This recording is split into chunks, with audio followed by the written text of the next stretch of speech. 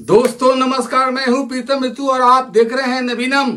आज का बहुत ही तेजी से घटनाक्रम बदल गया देश का, चूंकि देश के उपराष्ट्रपति जगदीप धनखड़ ने अपना इस्तीफा लिख दिया और गृह मंत्रालय ने इसका अधिसूचना जारी भी कर दिया और मंजूर भी हो गया।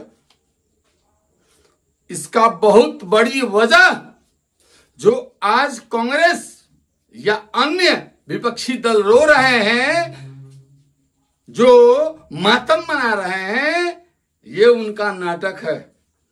क्योंकि आपको याद होना चाहिए कि कुछ दिन ही पहले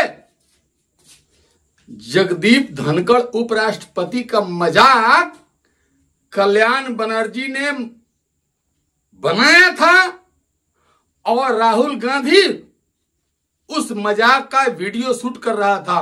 विश्वास नहीं है, ये वीडियो देखिए।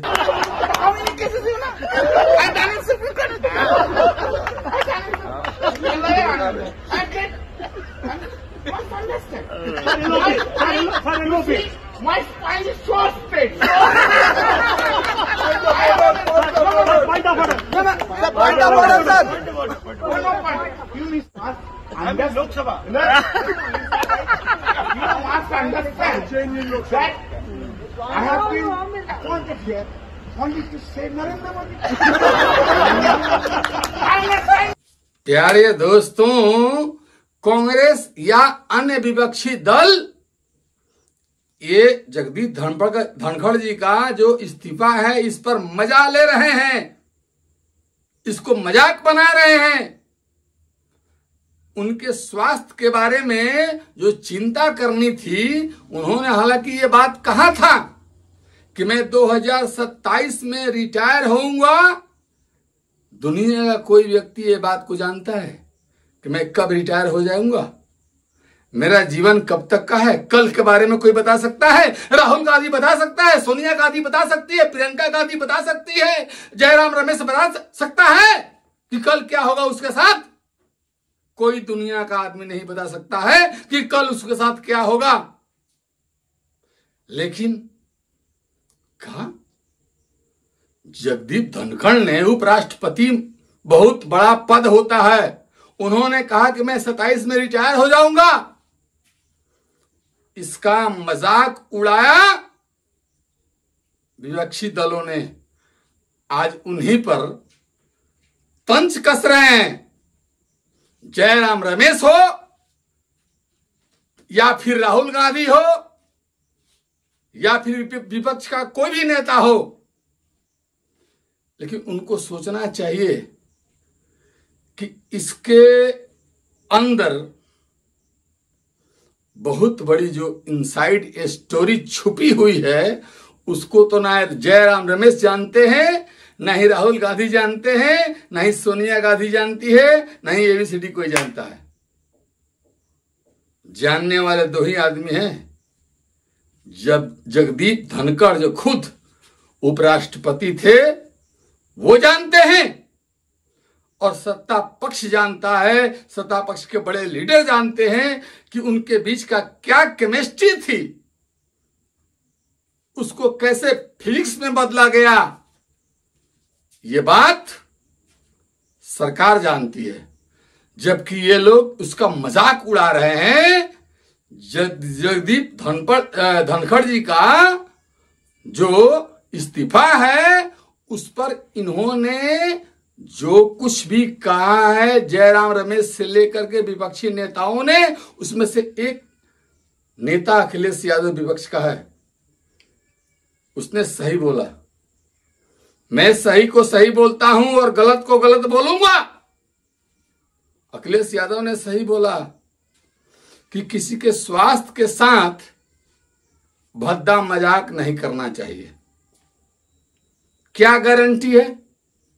राहुल गांधी अभी चल रहे हैं, अभी थोड़ा देर के बाद हार्ट अटैक उनको आ जाए, सोनिया गांधी आज जिंदा है, कल मर जाए, कौन जानता है? कोई जानता है?